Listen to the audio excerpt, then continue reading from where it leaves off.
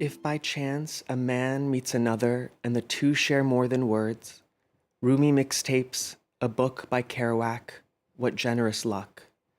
Otherwise, it is a marriage arranged in fear of death.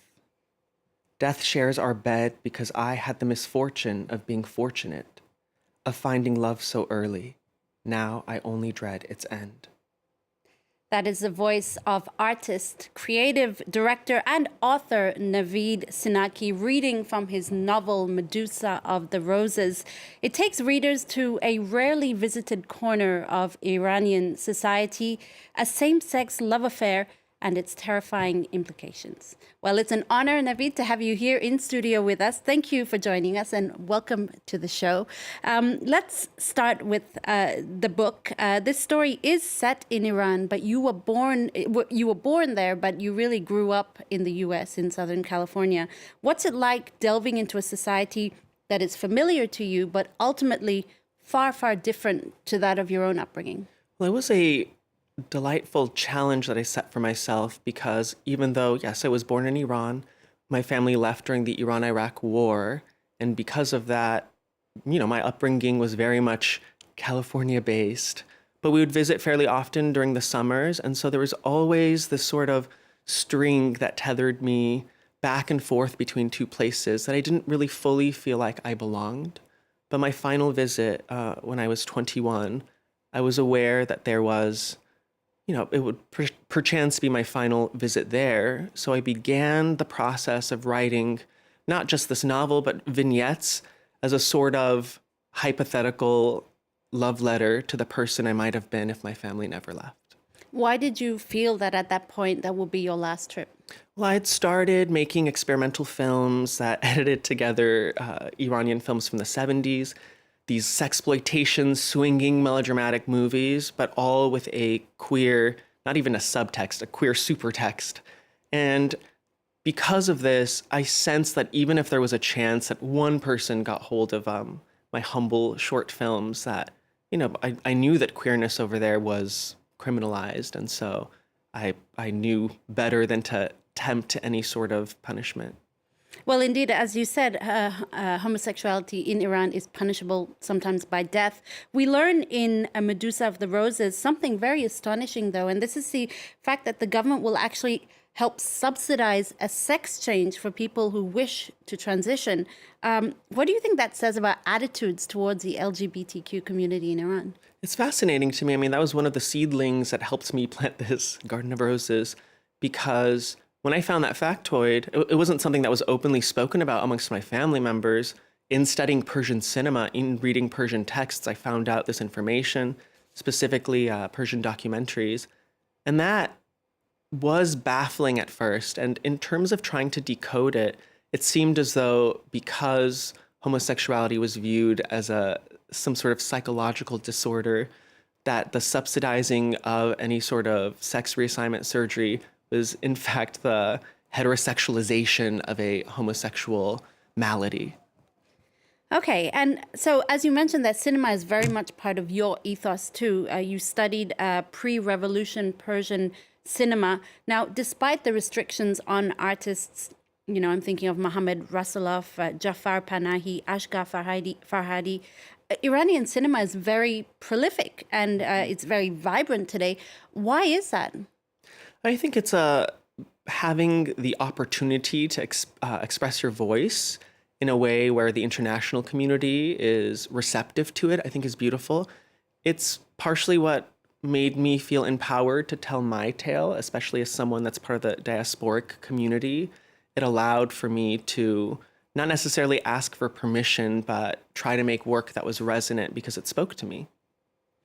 Now, we mentioned him there, Mohammad Rasulov. His film, The Seed of the Sacred Fig, won the special jury prize this year at Cannes, just days after he fled Iran to escape an 8-year prison sentence for collusion against national security. The film centers on a judge in Iran who, despite his loyalty to the regime, begins to question the wisdom of those laying down the law. Now, it's set against a backdrop of the recent Women Life freedom movement. France 24's Louise Dupont spoke to Rasulov, who's now living in exile in Europe, about the true story that inspired his film. خب الانم که قاضی تحقیقات شده این خطرها هست دیگه. آفرین بابا جون. بدشانسی این شلوغی ها همزمان شده با شروع کار من تو این شغل. تو هم شعار دادی؟ شعار دادم و سریعم در آوردم. نه بابا.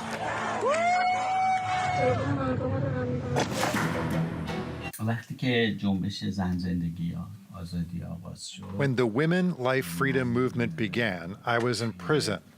There was a political prisoner there in critical condition. He had been on a long hunger strike and they brought him to our section.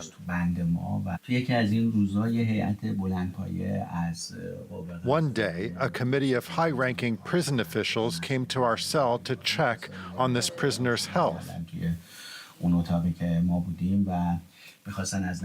I was in my corner when one of the committee members approached me. He gave me a pen and told me that he was very sad to be working for this system, that he felt ashamed and disgusted. Then he told me that his children were pressuring him, asking him exactly what he was doing in prison and what was happening there. It was very difficult for him. It was at that moment when I heard this story that the idea for a story about this strong dichotomy came to me, and it was very interesting.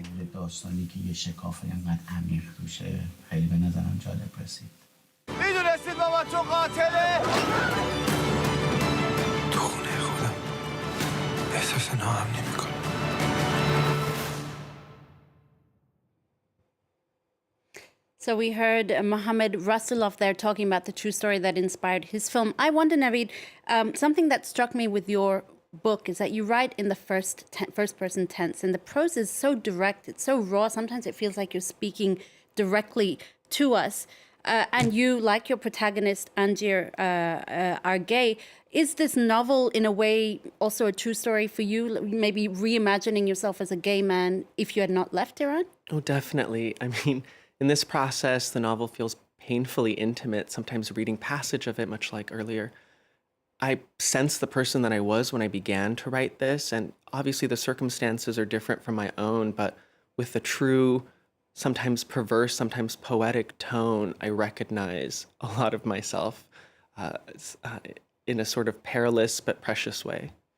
Maybe were you trying to, was it sort of cathartic for you as well? Maybe battling different identities might not have always been easy? Very much so, because in writing this novel, I was able to incorporate Persian folklore, which was my introduction to the culture, film noir, which was my introduction to American culture, even growing up in the suburbs, and Greek mythology, which seemed like a commonality in storytelling. So being able to fold those all together spoke to the many voices that made the cacophony in my brain. Now, it's been 2 years since the death of Masa Amini after her arrest by the morality police in Iran for not wearing a headscarf properly. From our perspective, it looks like the revolt that followed right after her death has fizzled out. What would you say to that? I would say that in terms of how coverage sometimes is, it can be necessarily deceptive in its the full narrative, because in terms of the Persian community, obviously these are concerns that are ongoing. Even prior to this, something that helped prompt my narrative was the passing of my own cousin, who, in her attempt to leave Iran, I would say perhaps a decade ago, drowned in a ship between here and Sydney, Australia. And so you hear these perilous stories, and it is a process that's ongoing and tragic, but honestly, even in terms of what I wrote, hopefully in elements of tragedy, the electric spark doesn't fizzle out the fire of change. Now, you're not just a writer, you're a visual artist too. You recently showed your work, The Infinite Garden, at the Shangri-La Museum of Islamic Art and Culture in Hawaii. Can you tell us perhaps quickly what that was all about? Definitely. So I was invited into this magical and surreal space that housed a former Tobacco Heiress's collection of Persian and Islamic art. And now, years later, rather than have the work remain exoticized and as an Orientalist location, artists are invited. So I was able to go in the archive and view works and respond to it in my own sensibility. So I created the superstructure of a narrative in which a king builds a garden, one for each of his male lovers, and in each garden is told stories. I visualize this through short films, as I do, that have slight Y2K style animations, so that I can at least create an overarching structure within which I could exist in these worlds. I think I'm constantly looking for smaller worlds so that I can tell potent and hopefully powerful stories. Well, thank you so much for joining us, Navid. Medusa of the Roses. Your book is also available in its French translation, Les Lames Rouges sur la Façade. Let's now leave you with a few images of Navid's exhibition, The Infinite Garden, at the Shangri-La Museum of Islamic Art and Culture. Stay with us, so more news coming up on France 24.